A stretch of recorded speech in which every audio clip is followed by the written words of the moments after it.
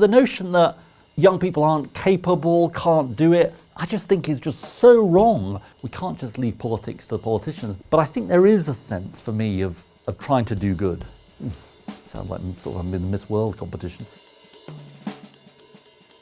Hi, it's Ed Miliband. I'm here at Penguin to answer some big questions. Great. I'm starting.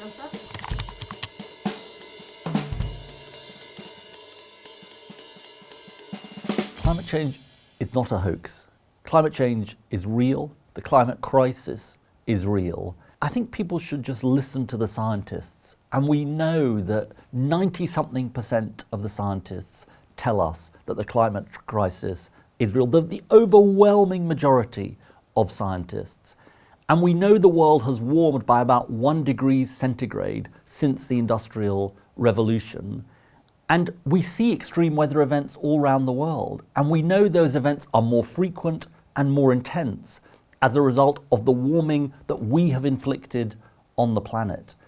And, I saw it in my own constituency in Doncaster. We had floods in 2007 and 2019, the same people sometimes being flooded. And that was supposed to be a 1 in 100-year event. And it happened twice in 12 years. And you see the devastation it causes to people in their lives. But my message to the people watching this is not simply climate change is real. It is real. It's also that by tackling the climate crisis, we can make a better world. It's not just let's avoid the nightmare down the road. Of course we need to do that. But also let's create good jobs for people in tackling the issues that we face in going green. Let's create warm and insulated homes for people. Let's improve the way we travel around our towns and cities, walking, cycling, electric cars to cut air pollution. Let's improve the green spaces. So we talk a lot about the nightmare of climate change and how we avoid it. And of course, that's absolutely essential, and we've got to tell the truth about that. But we should also talk, and my book talks about the dream, the good things we can do as we rise to this massive, massive challenge that we all face as a country and as a world. I really do think 16-year-olds should have the right to vote. I think there are so many massive issues facing our society. We need to hear the voice of younger people. I think we have a democracy problem in our country, which is that fewer and fewer people are turning out at elections. And imagine a world in which we gave citizenship education to young people, heard their voice and gave them the right to vote. And then some people say, well, do 16-year-olds know enough to vote? And I say to people, think of some of the young people who are leading some of the best campaigns in our country and in our world. Just take Greta Thunberg. She has pricked the conscience of older generations on climate change. And she was 15 when she started as a school striker. So the notion that young people aren't capable, can't do it, I just think is just so wrong. We need their voice in our politics. It's being done in different parts of the world. It's been done in Austria. It's been done actually for certain elections in Scotland and Wales. We should do it across the United Kingdom. Give 16 and 17-year-olds a proper voice in our democracy. Well, I think no, but everybody's entitled to their own view on this. I mean, I think I'd feel life was easier if I thought God did exist. And I suppose where does that take me to? It makes me think you've got to make absolutely everything you can out of life while you're here on the earth. And I was brought up by two quite political parents, two refugees from the Nazis. My dad came here just before the Nazis arrived in Belgium. My mother was in hiding during the Second World War. And I suppose they taught me to think that we have a responsibility to leave the world a better place than we found it. And that wasn't because they believed in God, although some people who are religious would recognize that idea. It was a secular idea that we had a responsibility to humanity and to our fellow citizens to make the world a better place. And that's sort of what motivates me to be in politics, to hopefully, people will see that that's the motivation for writing this book. So, I have huge respect for people who are religious and practice their religion in a kind of social justice way and often that can drive people towards social justice. I get driven towards social justice for a different reason, not because of a religious background, but it is a certain faith, I suppose. It's a faith in seeking to make the world a better place.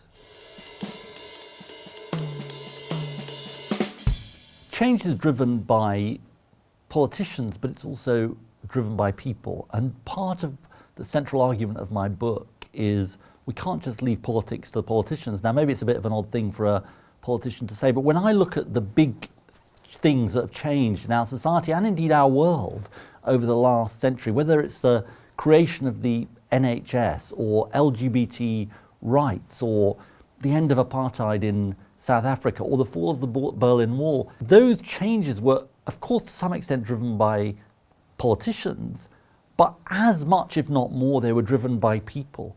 They were driven by movements of people. And what I'm saying in the book is, yes, the role of politicians is incredibly important, but I hope what the book provides is a way, an opportunity, different tools for people to think, well, I can affect change. Because often people feel powerless, hopeless. They think, I can't make any difference.